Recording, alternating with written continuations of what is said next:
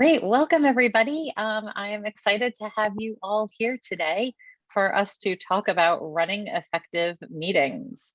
I am Colleen Del Vecchio, and I am the Chief Strategist and Maximizer at Maxity LLC. We are a consulting and executive coaching firm, and one of the things I love to do is kind of help boards kind of get more effective with their board meetings. Today, I am lucky to have one of my great colleagues with me, Janencia Wood, and I'll pass the mic over to her to introduce herself. Good morning, everyone. As Colleen mentioned, my name is Janencia Wood, and I've had the pleasure of working with Colleen for several years now, so I'm really grateful for the opportunity to join her in these discussions. I also have a really passionate focus in creating efficient meetings, whether virtual or in person. And so I am really excited about this topic. And I know some people wonder how you get excited about agenda building, but believe me, I am here for it. So I'm hoping you all walk away with some usable tools and resources. Great. And so I said before you can keep your cameras off, but I'd love for everyone to turn them on just for the next 30 seconds to do a quick exercise with me. And if not, you can use the reactions button for the thumbs up and thumbs down if you'd rather to do that. If you're not familiar to where the reactions are, on the bottom of your screen, you should have a little reactions button that allows you to give a thumbs up. And you see it shows up in the little corner of my screen. Or you can use a thumbs down. So, and I'm just admitting the next person. Great. So here we go. I'd like to hear your thumbs up or thumbs down. So give me a thumbs up if you currently sit on a board, just so we can get a sense for who's in the room. Great. All right. So give me a thumbs up if you are currently a staff person who works with a board. All right. Give me a thumbs up if you are hoping to join a board in the next year. You're looking for kind of a board role for yourself.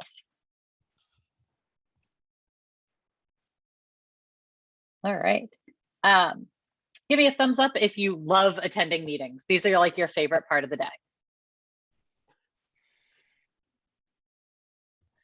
All right. Give me a thumbs up if you wish every meeting you went to was longer and more drawn out. All right, give me your thumbs up if you miss meetings were shorter and more effective. All right, we are going to jump in today, right? So I will say today's not a effective meetings 101. You know, we're really going to spend the time jumping in deeper to some of the more critical parts of a really good meeting and a good board meeting. So the three main areas we're really going to focus on today are the agenda. So let's talk about, we're going to go in depth with the agenda. What should it be? How do we make it effective? How do we use this correctly? We're then going to move into how do you keep the focus on decision making and strategy? How do you keep the board meetings and all your meetings at that level that they can be really strategic? And then the last part we're going to jump into is how do you keep the flow going? So a couple of things to just note that if you are on a nonprofit or a corporate board, before you actually even set up a meeting, there's a few things to just consider.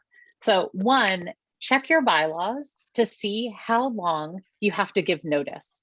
So for many boards, you are legally required to actually post it to your membership, to your website, to specific places, to the board. So make sure you know that and you review your bylaws so you know when, how far out you actually need to post that you're having a board meeting. It can be different, but in general, I find it's about 7 days, which means you can't just randomly decide to have a meeting on a Tuesday afternoon, right? You actually have to post it for those 7 days. The other things to make sure, and we're going to kind of talk about this today, right, is the purpose of the meeting. But I always want people to think about, do you really need it? There's almost nothing worse of showing up at a meeting and being like, huh, that meeting could have been an email, right? One simple email, 5 words, and we didn't have to have that meeting. So sometimes really think, is it necessary? Now, I fully believe there are times it's necessary because you want to bring people together to build the team, but really think about, do you need the meeting? And think about what kind of meeting you're going to have. You know, are you a meeting that is looking to brainstorm, build consensus, make decisions? Because what is the focus of your meeting, and the meeting you need to have is going to influence all of the other parts that we're going to talk about today. So before I pass it along to Genencia and have her talk to us about agendas, I want to hear your biggest meeting pet peeves. So I'm launching a poll. I want you to vote on your biggest meeting pet peeve. And if for some reason your biggest pet peeve isn't there, throw it out in the chat for us. Let me know what your pet peeve is. So you should have the poll up on your screen right now.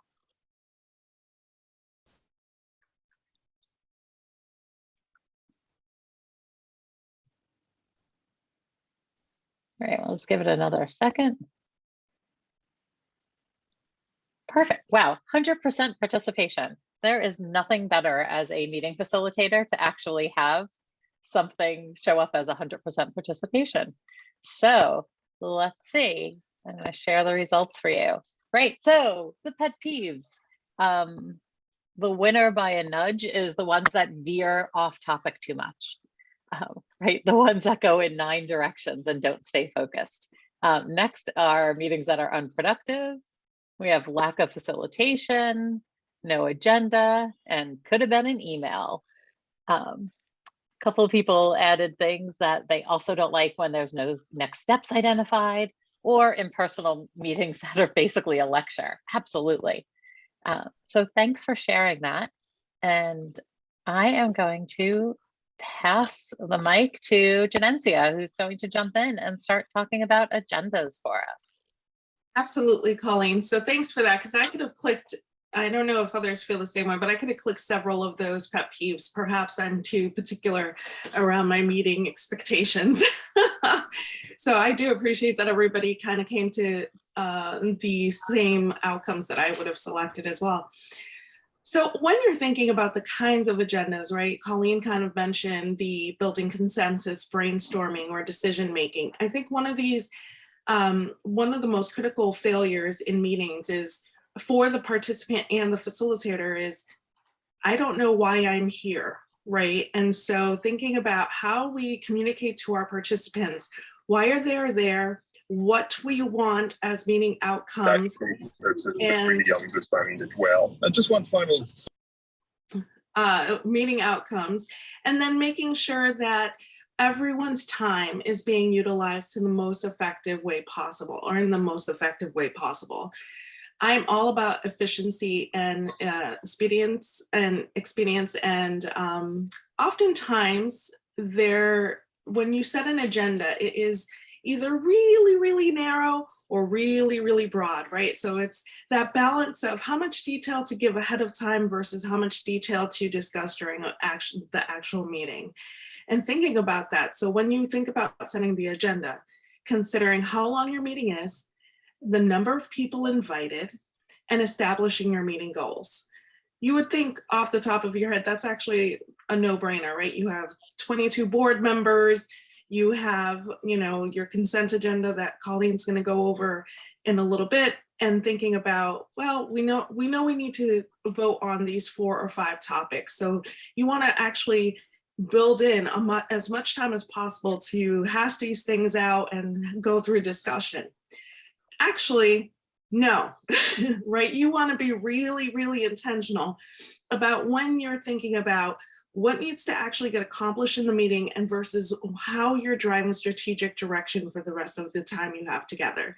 So when you're thinking about the agenda setting, thinking about 25% of your meeting time should be dedicated to the what to do. We need to check off this box, and this box. If you expand on that, really thinking about that veering off topic and making sure that people kind of stay focused, allowing too much time for that level of discussion around things you just have to check boxes off for can super derail your meeting, right? And you'll have people rehashing things as opposed to really staying focused. So thinking about how much of the percentage of the agenda needs to be on business versus discussion and strategy. My personal preference is to really be thinking about the interaction and making sure that everybody that's at the meeting feels like they're participating.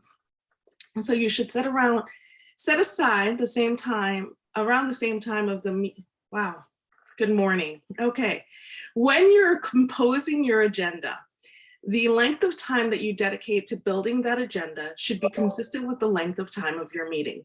So if you have, I know this seems a lot, but if you have a 1 hour meeting, you should probably be thinking about your agenda for about 1 hour, thinking about the flow, thinking about the organization itself, the relevant topics and points that you need to make sure that you accomplish by the end of that meeting. Believe it or not, people that spend that extra time developing that agenda master the execution of that agenda simply because there is a strategic and chronological order to it. We'll get into facilitation of that agenda later on. The other element that you really want to think about is you have to collaborate with someone in the agenda building process. Are you setting apart that time to do that? Do you typically have a board president that collaborates with you to build that agenda? How do you balance what the organization needs and what the board president wants to talk about? And let's be clear, anybody that's worked with the board, those two things are not often synonymous, right? Sometimes our leaders want to go off on tangents when you on the operational side of the house are really thinking about the things that need to get done. And so thinking about what the impact of that is, and you having to balance not only that relationship, but that agenda itself to make it meaningful for everyone. You also, of course, want to include relevant reports, financial statements, and anything that you'll need in order to move the agenda along throughout the discussion itself. So thinking about how much time you're giving board members to review materials ahead of time and not really surprising anybody to disrupt the flow of the agenda by introducing new materials or concepts at the time of the meeting. On the agenda, note if there's a topic meant to inform, seek information, or arrive at a decision. Folks, this is a game-changing pro tip. If you think about when you are working through your agenda and you're telling people, here's when you need to be informed, here's when we need a decision, it just puts people in the right mindset to help you move through your agenda. So, some best practices. Set 2 to 3 goals for the meeting. Anything beyond that, even for a 90-minute meeting, it's too much. Really think about 2 to 3 overarching goals. Define the objectives for each goal. You shouldn't have more than 2 or 3 objectives per goal. Really thinking about what do you need to accomplish and what do you hope to accomplish by the end of this time together. That's going to be your anchor for every meeting. Discuss your most important agenda items early in the meeting when the members are the most engaged. If you have more than one facilitator, today is a perfect example of this. Decide what elements are going to be introduced by whom and how long each person is going to have to deliver that information or facilitate that section. Decide on what kind of agenda you want to use externally versus internally for the meeting. Well, what does that mean? That means that you have a outward-facing agenda for the board itself. Perhaps you're saying, here are the core elements or big buckets of things that we'll discuss during the meeting. But the facilitator's agenda is a little bit more detailed around, here are the specific points that we're going to make throughout this section of each meeting, so that there's consistency and build up on every element that you're presenting. Now, whether or not that's a board meeting or any kind of meeting, workshop, it's really important to have that level of coordination and thoughtful outline so that you're not repeating things that your co-facilitator has already mentioned, or you're not introducing, again, new concepts that then you have to go off topic to explain. decide on changing things up. You can always bring an outside speaker. You can create opportunities for continuous learning and or informational updates from the organization. People don't want to hear from the same presenters over and over, right? Mix it up, especially as we're thinking about the Zoom environment. Nobody wants to see more talking heads.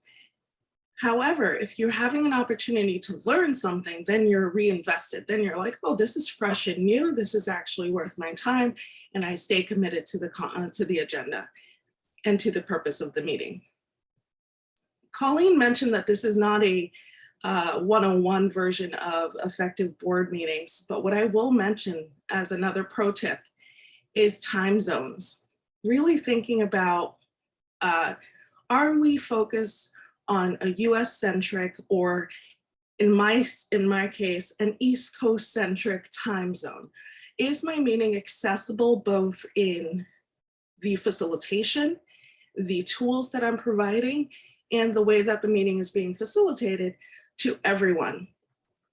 A 4 a.m. call in India is not ideal for getting business done. So really thinking about who your constituents are, as we're more geographically diverse than I think most people realize. It's really important to think about where your audience is tuning in from, and then also how do we make it more culturally non-US centric, if that's an important element of making sure that everybody stays engaged. I happen to know that when I'm working with different constituents, we have to ease into the meeting, right? I don't know if anybody else has had this experience, but in Zoom world, we tend to just jump on, get to business, sign off, and be done. A lot of that has to do with the Zoom fatigue, but you miss that human connection. So I've learned that when I'm speaking with certain representatives of, of my board that are in different geographic locations, they like to ease into things, right? They don't like to jump straight to business. They like to kind of meander about and do a little bit longer of an intro, or just get to know you, or elements like that. So really be cognizant of who is in your meeting, thinking about how to engage with them and making the agenda reflect that time. If you build it in, then you can stay on target. You can end on time and make sure that your audience is focused. So with that, I did mention the consent agenda and focus on strategy, and I'll kick it back to Colleen.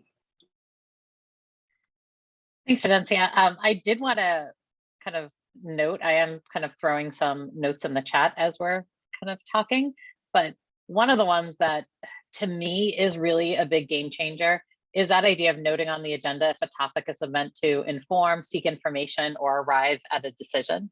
I have always said one of my biggest pet peeves in any job is to go to a meeting, spend an hour discussing something, only to realize that the boss or supervisor or whoever brought the item up had already come to the conclusion and already made the decision. So to be sitting there in a meeting and discussing something for an hour, realizing that you actually have no influence over it, really, truly for me is my biggest pet peeve. So that is one. And so I do think that putting things on an agenda to say, right, these are things I need to inform you about, seek information, or arrive at a decision, be it a large board meeting or a small staff meeting, right? When I'm meeting with a team of 4, it's great for me to be able to say, here are the things I'm going to inform you about versus here are the things we can actually discuss and make a decision. Because they are two very different, right? It's two very different feelings. And again, there's nothing, to me, there's almost nothing worse in a meeting than to have someone let me discuss it for an hour to then find out that I actually had no ability to influence. All right, so with that, and as Janencia did jump in the chat too, if anyone has any questions, feel free to drop them in the chat or raise their hand. All right, so Jen actually threw in there that they start most meetings with a warm-up topic. and that she struggles to get collaborators more involved in leading it. She does a pre-meeting to prep them and an internal document with their names next to the agenda items. That can be hard when you have folks who aren't excited about the meeting, right? Who are supposed to be collaborators on it.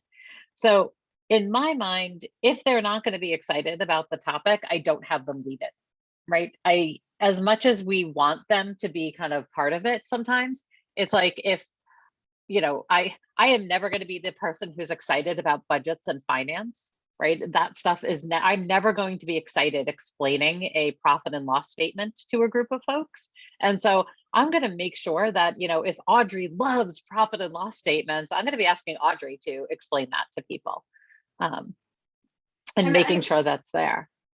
Yeah, and I can just say, as a recent example, I had someone that, you obviously want to get your constituents and your leaders involved in the agenda delivery and facilitation. Here's an example of what went really wrong.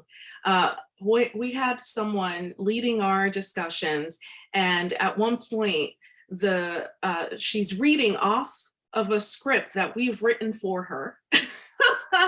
As opposed to creating some levity and putting her own perspective on it. And it's like watching paint dry, right? You don't necessarily want us to tune in for that. And then as the meeting is progressing, at one point she looks up and she goes, "Are we done?" And she's the leader of the meeting, right? So, and you're just kind of like, wow, how do we walk that back?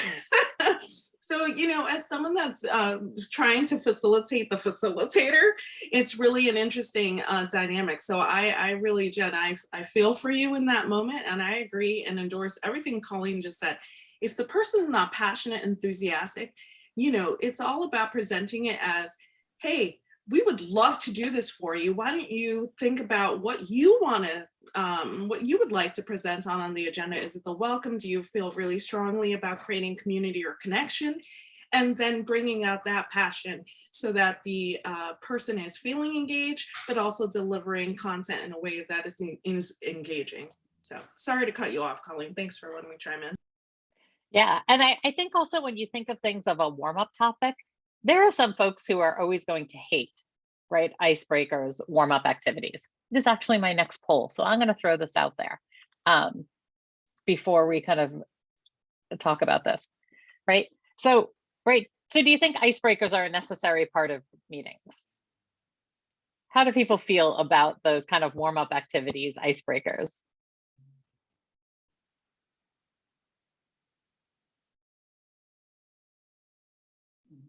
All right. Right. I think overarchingly, we'll give folks another second here. People think they are helpful sometimes. Right.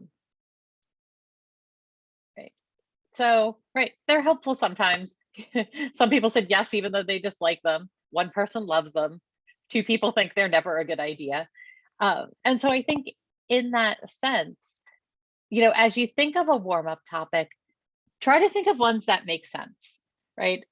I have been working with a team who they've kind of bounced the warm-up topic to kind of from person to person.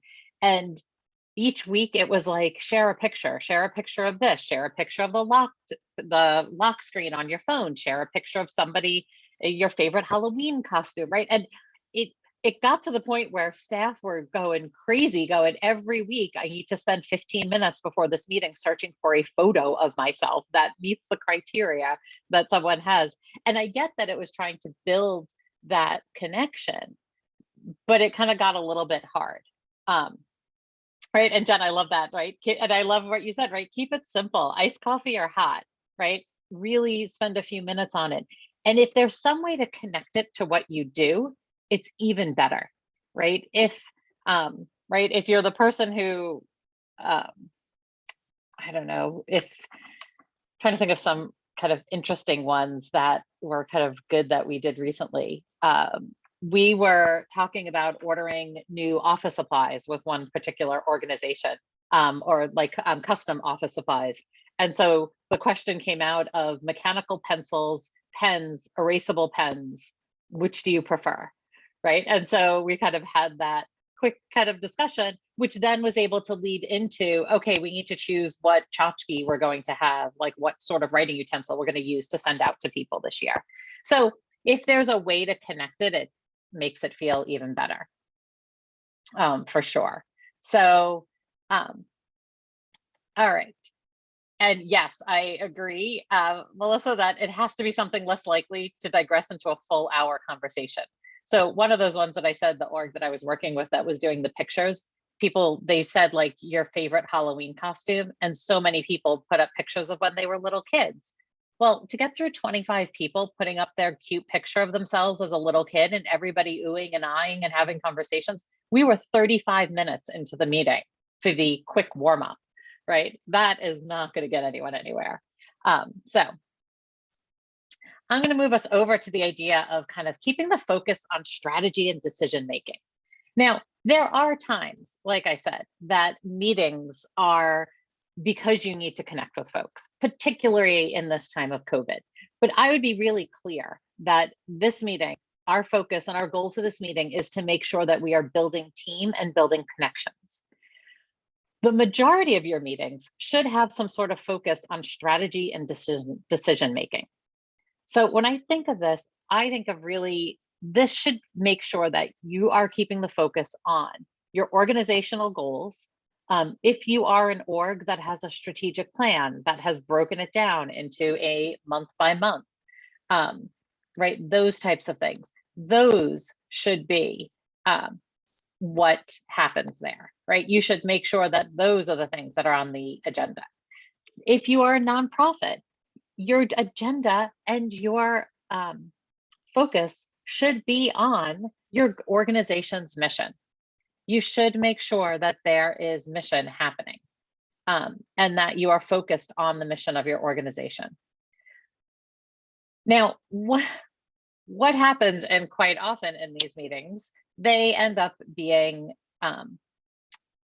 meetings end up being a whole lot of let me come and tell you something, right? They are informing things. Whereas a lot of those information pieces could have been done via email, could have been done in so many other ways. So one of the things that has come into light in the past, 10 years or so, has been the idea of a consent agenda. So if you're not familiar with a consent agenda is the idea that you group the routine, procedural, like information, self-explanatory, non-controversial items together in an agenda. And they're presented in a single motion for an up or down vote after allowing everyone to request an item has to be moved to the full agenda. So if there are things there that you're like, oh no, we really need to talk about this, you can move it. Otherwise, you can do one big vote. So if you have been at a board meeting, and it's funny, I was just trying to pull up some agendas from board meetings of a board that I was on, and I look at the agenda and literally it was, 3/4 of the agenda was every single committee doing a 10-minute presentation.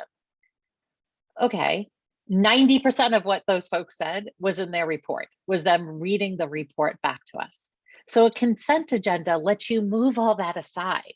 And you can put things in that consent area. The part that you're putting down for the general up and down vote are things like committee and board meeting minutes, committee or officer reports, routine things that require no action, a minor change in policy or procedure, like something that you're clarifying or updating that you're really not having to have a big thing. So I think of things when we all went to Zoom, many boards had to quickly go in and add a part to their bylaws that said they were allowed to meet via Zoom, right? Well, we're not going to have long discussions about it because it was the only choice, right? Either we were going to meet virtually or our board was going to fall apart.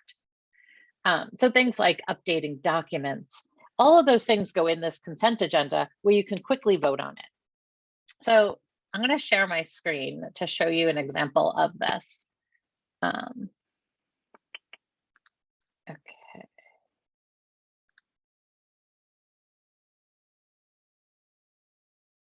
Great.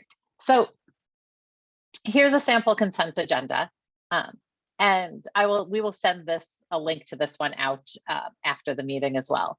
But here you can see, right, it's, you know, a simple kind of, here's the information, here's the welcome, there's a chairperson's report, and then the consent agenda. So the consent agenda is 10 minutes. And this is the idea that here you have the minutes of the last meeting, the CEO's report, a membership and program update and statistics, right? So these are things that they're like, okay, we can quickly put those up there and you can vote on it for 10 minutes. So I'm sorry, we put it out there and then we quickly vote on it. So we need a quick action and that's it. Then we can move on to the strategic discussions, right? These are the ones that are the most important part of your meeting. So what are the strategic thoughts that people, the strategic areas that people need to actually have a conversation about? We don't need to have a conversation about board meeting minutes, right? We don't need to go over it and we don't need to constantly have that list of things. But instead, we can talk about future strategies, right? We can reflect on performance. We can kind of figure out how do we collaborate or how the organization should adjust its approach to promote further progress, right? Really, the bulk of really good meetings should consist of discussing strategies and determining an execution plan for them. So the other way that I think is really great to do this is using Mural. So if folks are not familiar with Mural, I have put one up here, but Janencia, can you copy that link and drop it in the chat so folks can actually join the Mural if they'd like? And so Mural is a collaboration tool. It's an online collaboration tool that I have found to be really helpful during Zoom meetings, before and after. And one of my favorite ones that they have now is they have a board meeting agenda. So in the beginning, it gives you facilitator tips. You can put the information in here as a facilitator. So here I'm on the welcome. I can put the information about it. I'm going to add my pre-work to it, so everyone has that. And then I can start going through. So here's my pre-meeting work. So I'm going to put in my Mural the meeting pre-work. I'm going to tell people to review this, to watch this. Maybe it's a quick video. I'm going to put things in here, and then each individual can actually put their reaction on their sticky notes. So they can put things in there and say, hey, this was great. Totally agree with this. Would love to discuss this further. You then can put your agenda right in there. So very quickly in here, that has your times, your meeting participation. So instead of having to constantly go in there and kind of figure out who's there, today's participants will automatically show up for you. If you have a warm up, sorry, that's right. You kind of have that idea of let's get the energy going. So let's talk about, right? This was someone shares a stretch. So they were actually making people physically warm up and stretch on this one, but you can do whatever you want. I love the idea of a quarterly spotlight. So most boards that I work with meet quarterly. Occasionally, some of them meet monthly, but like I said, most tend to meet quarterly. Some meet twice a year. And you put kind of a spotlight in there. So maybe you're spotlighting a staff person, maybe you're spotlighting a board member, choose who it is. You can have reflections from the CEO. They can put their information in here. And again, live while you're talking, people can go in and put their reactions on these sticky notes and we can keep it all together and it kind of go on there. So Colleen, there's a question in the chat as to whether or not this tool is free. It is. So Mural is free. There are some paid versions of it. So I actually have not had to use the paid versions. I've only used the free. Mural has some great trainings on it. So, and you can use Mural for so many things. I use it as a collaboration tool in so many ways. They just happen to have a board one. One thing I love is they have this takeaway and action item. What I usually make sure to put in here is also the idea of a parking lot. And so this is one of those things that a parking lot is when you're talking and, right, let's say we're having a discussion about fundraising for the year and we're talking about our big fundraiser And all of a sudden, Mark says, hey, like, haven't we talked about buying new desks for the staff? And you're like, okay, well, that doesn't have to do with the actual fundraiser. So let's put that in our parking lot so we know that we can come back to it. So you can come back to it and have that parking lot. I tend to have the parking lot as a Google Doc that we can kind of keep adding to over time. That way, if somebody kind of derails the conversation in a way, you can bring them back to say, great, we're going to add that right to the parking lot. When we're in person, I usually have one of those giant Post-it sticky notes up on the wall. And whenever somebody says something that takes us off topic, I will go in and kind of just add it up there. One of the other things, oh, go ahead. Sorry, just about the parking lot. The other note to make about it is that when there are in between breaks, I'm thinking about an in-person facilitation. There is this opportunity that you have as a facilitator that if a particular topic continues to come up in the parking lot, it's important to go and check that parking lot throughout your presentation or at key points, because if you have to shift the agenda because everybody's focused on one particular thing, then it's really important to address that so that you can move on from that.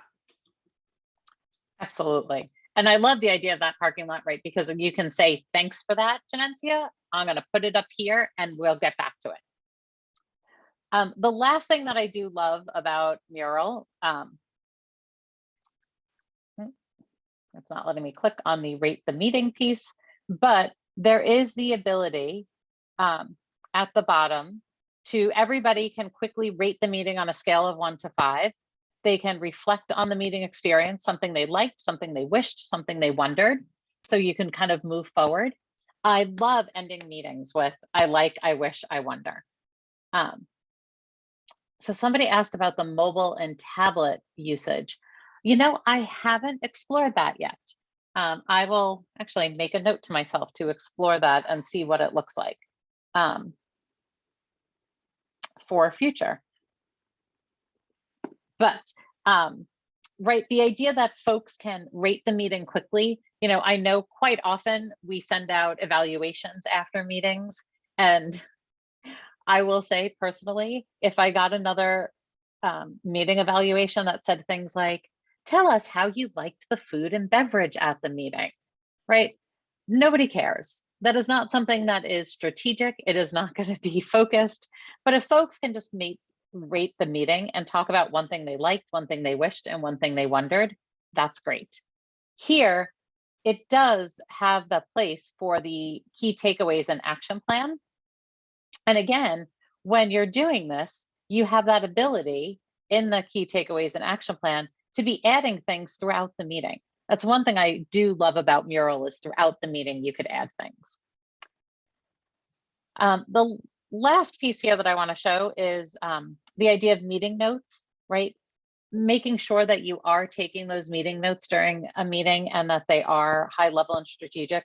Google has some really basic ones here that can say, right, the attendees, agenda, notes, action items. I haven't played with the Mural one enough to see if there's an easy way to just download this into a form that would allow you to use them as meeting minutes. You might have to transform them a little bit, but I will kind of look into that. The last piece that I like to talk about when it comes to running a meeting from a strategic focus is that if you have KPIs or metrics, right? KPIs, key performance indicators, your org should have some sort of metrics and KPIs that you're working for, right? And so really it could be things like maybe it's donor retention or staff turnover or how much money you made, right? There has to be something that you're measuring to see whether or not you are doing a good job. So it's one of those pieces that to make sure you are bringing those up at meetings so folks know that you are keeping an eye on them, right? But again, this is something that can be posted as a document that people read and gets accepted as the consent agenda. It doesn't need to be something that you spend time going over unless you want to start talking about, okay, our staff turnover rate has gone up. So let's have a really kind of strategic, high level conversation about what are some of the things we can do to make a change in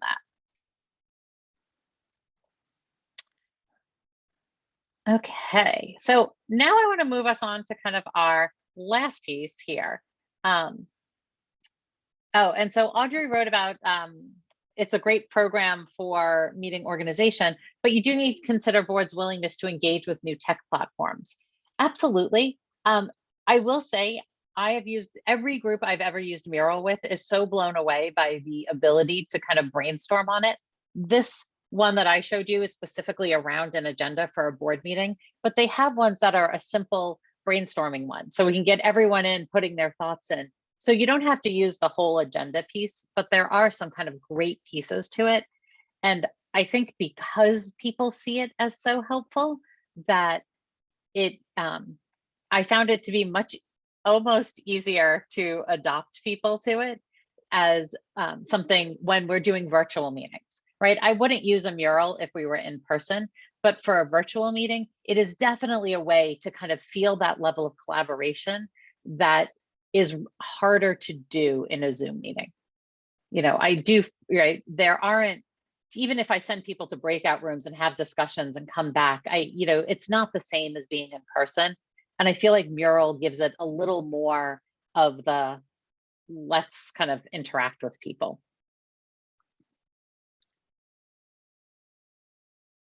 Okay, so I wanted to jump onto our last kind of quick topic here, which is really about I was just going to say meeting facilitation. So, and as Kathleen just put in, right, helps our board members to keep them focused on strategic role top of mind and not to get lost in the tactile weeds. Gosh, right, if I could solve this for every board, I'd probably be a millionaire. I'd be working it with every board in the country. But I think sometimes it's really being honest and having that conversation with your board, making sure that you're having that conversation with your board president and getting them to start moving to being a much more strategic focused board. And this starts with when you recruit board members, which was the topic we talked about, I think 2 months ago, and also with the idea of when you're orienting them, when you're providing orientation. So when you're providing orientation to your board members, really making sure that they understand you are looking at them as a strategic focused partner, that you are looking to them to ask questions. Right? I always feel like if I have a board, when I'm an executive director and I have a board who doesn't ask any questions, who just yeses the executive director with everything they do, what's the point? Right? That is not the point. The point of the board is to actually be there and kind of poking holes in things and asking questions. Now, some executive directors aren't real fans of that, right? Because it means that the board is challenging them.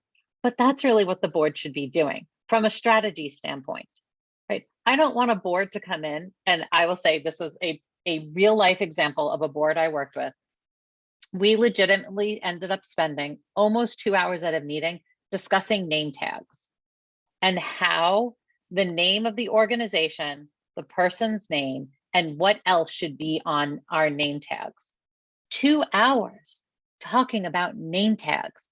This is not something the board needed to having this long of a discussion about. This should have been a consent agenda item.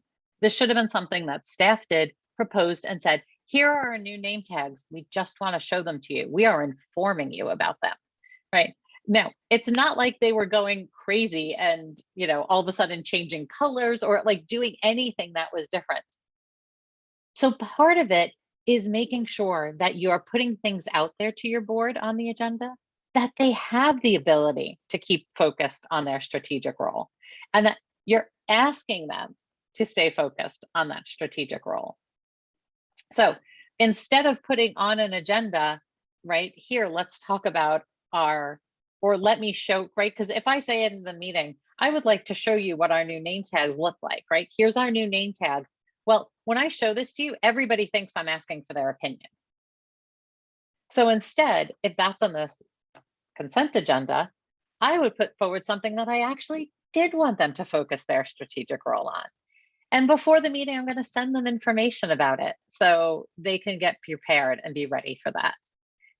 So I think that's a really important thing, is to think about, if you don't have something for your board to sink their teeth into, and you don't have something for your board that is a much more high-level strategic thing that you want them to talk about, they are going to get lost in the tactile and the weeds, right? They are going to come in and say, hey, right, we should relook at the name tags, right? They're going to start doing those things. So really think about, what are the things you want them to be doing, and push that towards them. I am conscious of time, and I wanted to leave time for questions, but also wanted to kind of touch base on really quickly is Robert's rules. I don't think there's many people in the world who love Robert's rules of order, but they are necessary. And most boards in their bylaws are going to say that that is how they will be voting on things. It keeps things a very simplified way to know how to vote and move things forward. So if you are a board that uses Robert's rules, I just dropped my favorite cheat sheet for Robert's rules in the chat. It's from Board Effect. They have a really simple piece that kind of talks about, right, kind of how you can move forward with Robert's rules without having to read the, I think, 700-page book and memorize it, right? It really kind of makes people aware of it. This reminds me too of orientation. When you're orienting new board members, make sure you explain to them how you run meetings. And if Robert's rules is how you run them, make sure you give some examples and show them how you do that.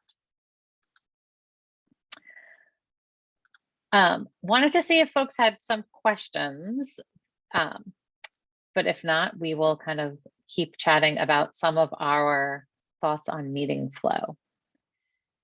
So someone just said they don't use Robert's rules for their board and got elected, and right, Robert's rules is used. Yeah, and if you don't use Robert's rules for your board, absolutely, that's no big deal, but right, have some way that people know that there is a straight way to vote. It's really voting on things that is going to be important.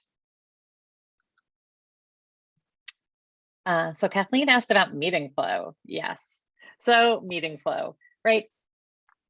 You know, things like introductions, depending on the meeting, I would either have or not have introductions at the beginning of every meeting, right? If it is a group of people who don't know each other, introductions. I usually put up a slide or in the chat if we're virtual to say, here's what introductions should look like. If we are in person, I will put it up on a big Post-it note.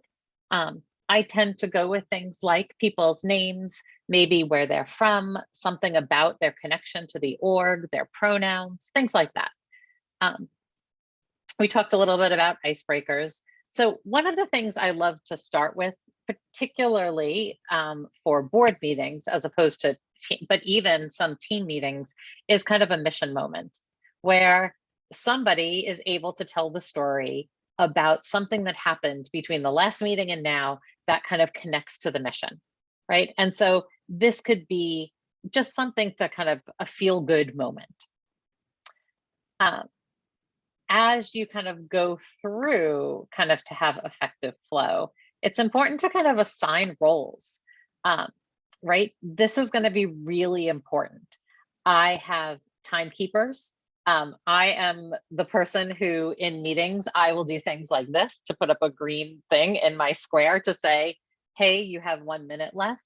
I've seen people use timers, but make sure you have a timekeeper. It is critical for you to stay on track with your agenda.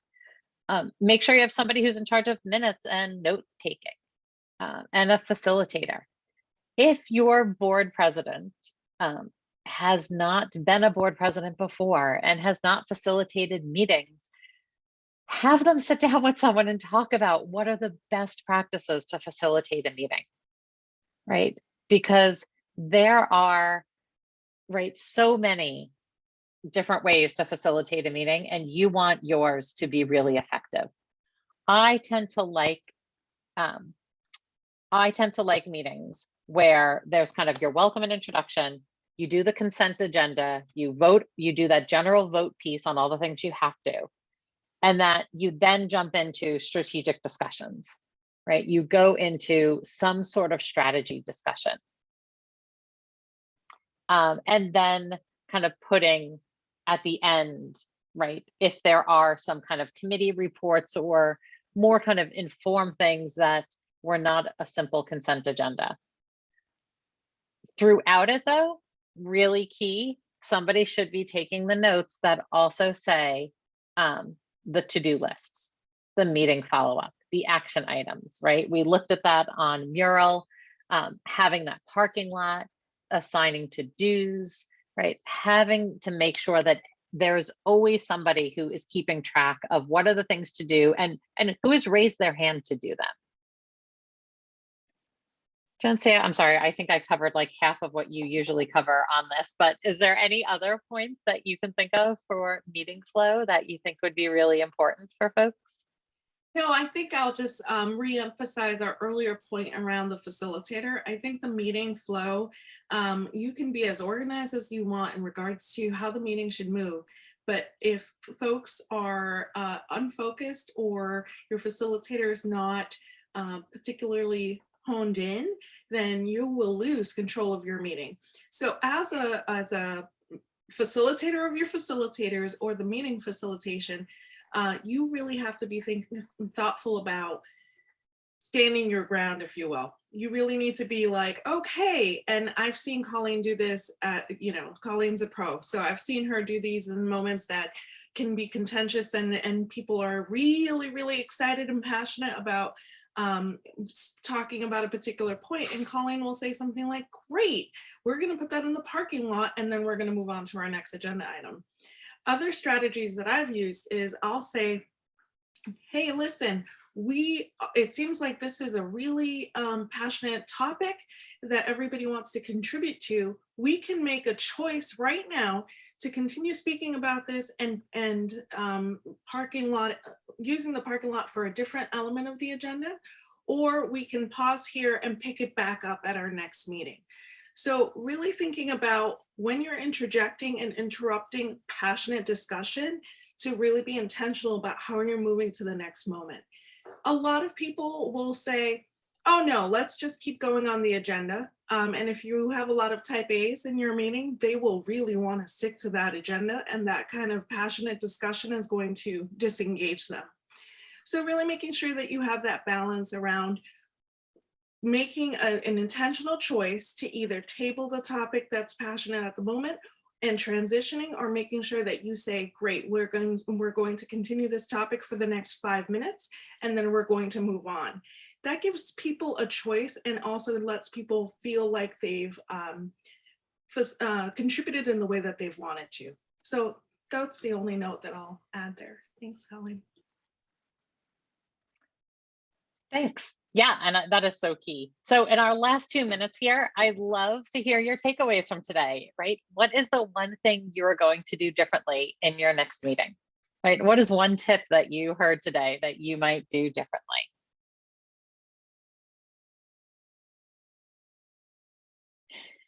Tessa's spending more time on making her agenda.